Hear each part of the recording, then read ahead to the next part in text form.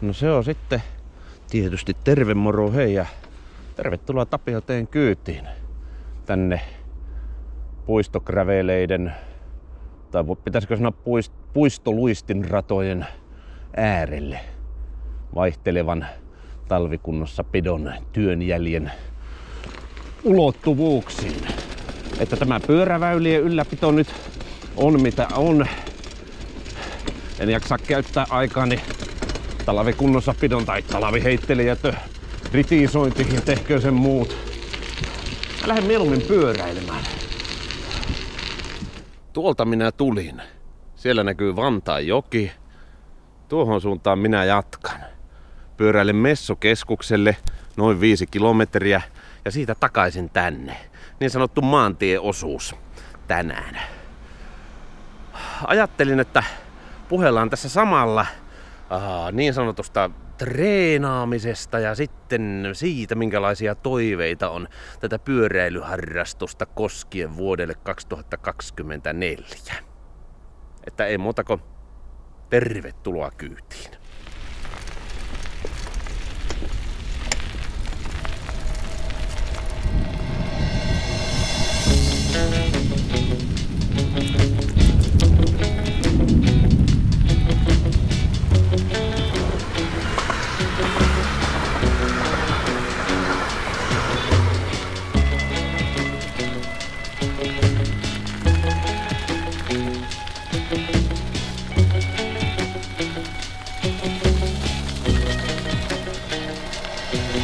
Jaha.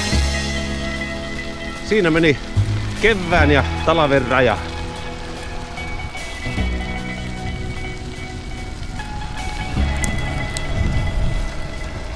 Harja suolaus.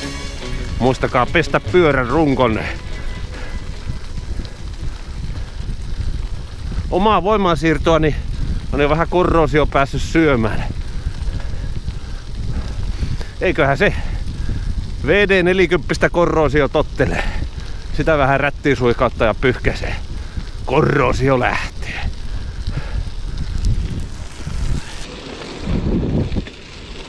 Voidaan sanoa, että nyt syksy 2023 pyöräilyn kannalta antoisa sellainen on historiaa. Mitä sitä jäi mieleen? Paljon hienoja lenkkejä ulkosalla. Nautintoa siitä, että ralekkia sai ulkoiluttaa sangen pitkään ja kilometriäkin kertyi ihan mukavasti. Monta kertaa puheenaiheena oli, että milloin innostuu harjoitusvastuksella ajelusta. No nythän se kävi sitten tässä joulukuussa. Se kävi nimittäin sillä, että kun tuli vähän sairaaksi, se luonnollisesti haittaa harrastustoimintaa. Sitten kun tervehdyin, niin se mihin minä pyöräilyenergian priorisoin oli lähinnä töissä käynti, töistä selviytyminen ja kotiin pääseminen ja kaupassa käynti. Vähän aika tämmöiset reenaamiset niin sanotusti ei tullut ollenkaan kysymykseenkään. No sitten kun tuntui, että semmoista reenienergiaa taas riittää, niin ajattelin, että nyt on oikea hetki aloittaa harjoitusvastukset. Joulukuun aikana on semmonen 3 tuntia tullut harjoitusvastuksella vedettyä semmosia noin puolen tunnin sessioita. Nyt tuntuu, että kunto taas pyöräilyä kestää, niin mikäpä sen mukavampaa ajella vastuksella ja sitten kun on vähän lommaa, niin ottaa ihan asiakseen lähtee heittää jonkunlainen ulkolenkki, minkä nyt parhaillaan teen. Siinä sairastellessa ja levätessä sitten kävin kaikenlaisia ajatuksia läpi. Silloin kun pyöräilee jotain pitkää matkaa, keskittyy siihen suoritukseen. Keskittyy siihen, että olisi lähtökohtaisesti hyvä olla siinä satulassa ja veivata kampia. Nauttia matkalla olosta, ei niinkään siitä, että homma olisi mahdollisimman nopeasti ohi. No, mutta sitten kun kunnolla sairasteli, oli semmonen olo taas, että no, nyt pitää keskittyä sairastelemaan ja leppäämään.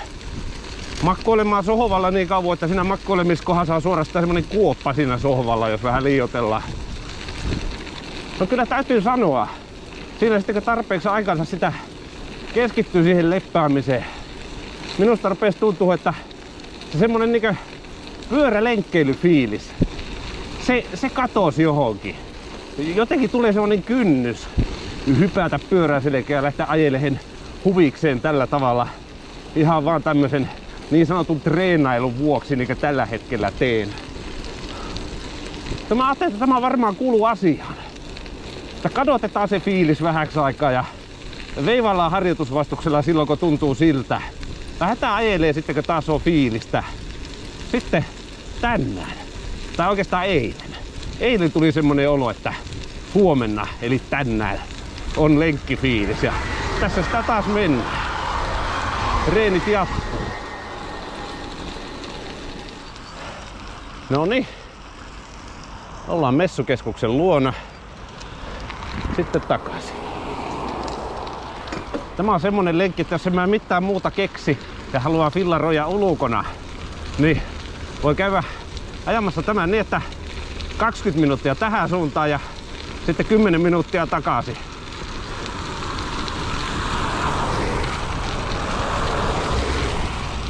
On ainakin tämmöistä paanaa ja tilaa ajella.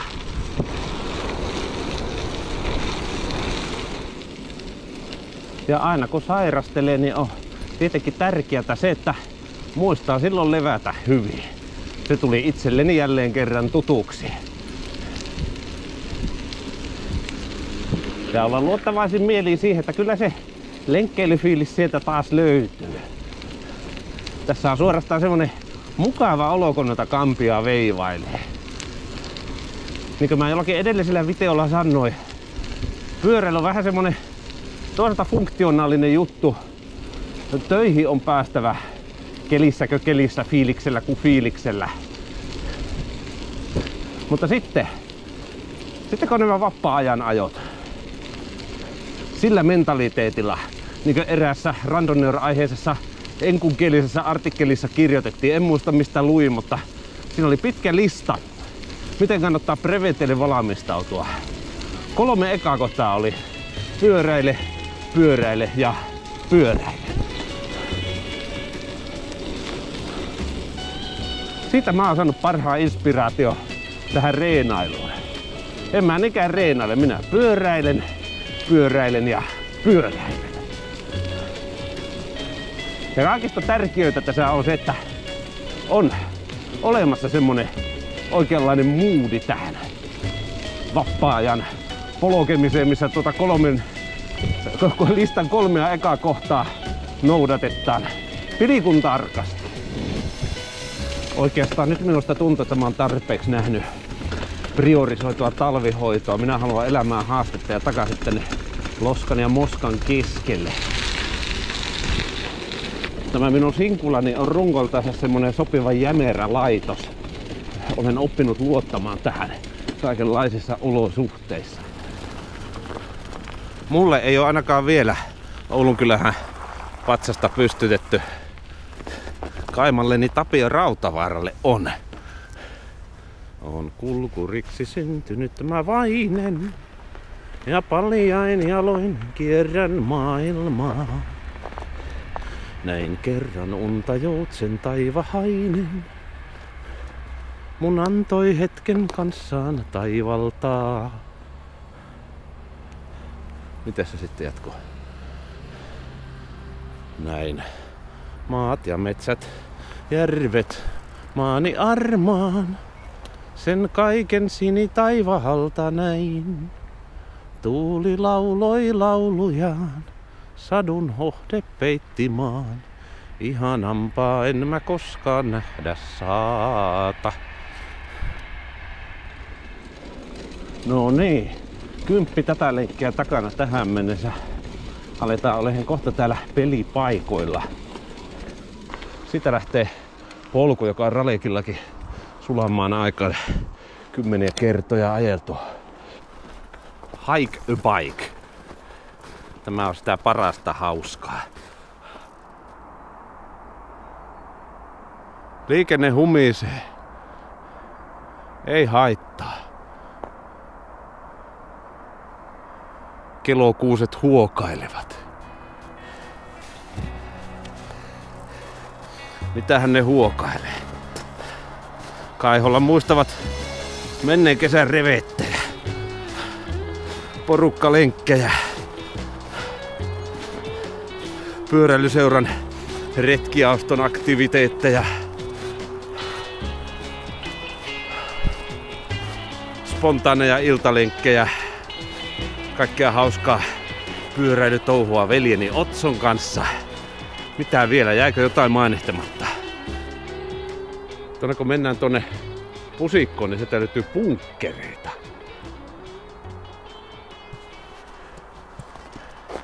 Niin painetaan tonne Pusikkoon ja mennään katsomaan niitä bunkkereita. Muistelin, että täältä ne bunkkerit löytyy, koska lumihangessa näkyy meikäläisen jalanjäljet. Tiedän, että olen käynyt itselleni tänne niin sanotusti ladun tamppaamassa. Jätetään pyörä tähän. Puskahan odottaa ja sitten lähdetään samoilemaan tonne Vanhoihin taisteluhautoihin. Karmiini hetkeksi seis ja nyssäkästä taukotakki päälle. Yksi merinopaita, toinen merinopaita, Gore-Texi ja fliisi. Lämmin on kiva juttu. Joku sanoo mulle, että mä olisi jotain ensimmäisen maailmansodan aikaisia kaivauksia.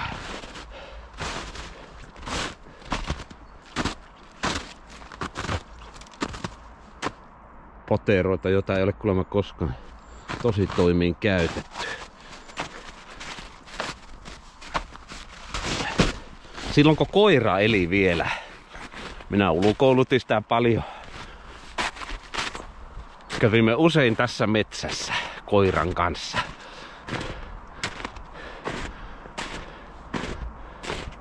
Ei ollut silloin vielä nämä puskat niin tuttuja.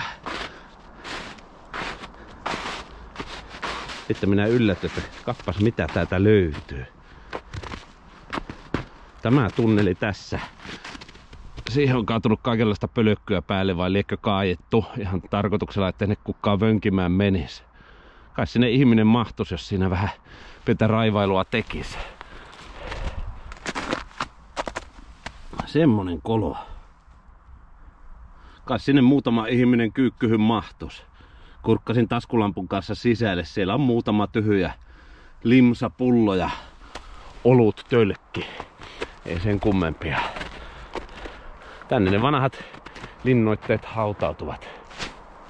Puiden ja maa-aineksen ja lumeen alle. Toiveita vuodelle 2024 pyöräilyä ajatellen. Porukkalenkkejä. Tahtoisin osallistua sellaiselle. Revettejä. Sen mittaisia kun hyvältä tuntuu. 200 ylöspäin. Jos tuntuu, että jopa 300, niin sitten 300. Jos väittää rahke 400, niin miksei sillekin. Kaitaa sitten lämmintä juomaa kuppiin. Ai kun höy.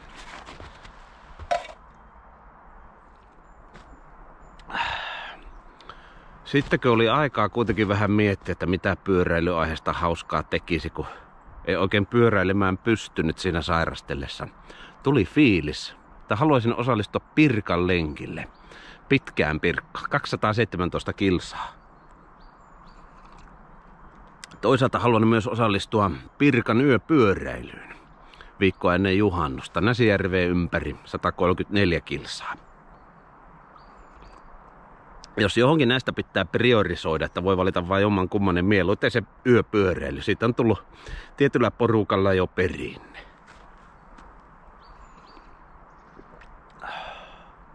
Onhan toki se mahdollisuus ajella se pitkä Pirkka oma toimisena, kun on tämä mun Pirkka-konsepti. Eli piirrellään reitti, joka on tietysti oikean mittainen, esim. 217. Ajetaan se tiettyä aikaa, missä huvittaa, ja todisteeksi riittää vissiin GPS-jälki siitä suorituksesta. Ja sitten bucketlisti jatkuu. Jokigräveli. Se olisi sitten jo 4. kerta, jos se ajetaan tulevaisena vuotena. kuppi on tyhjä, kaajetaan lisää. Ja sitten tietysti kaikenmoisia vappaamuotoisia ajeluita itsekseen ja yhdessä ja porukassa ja sillä.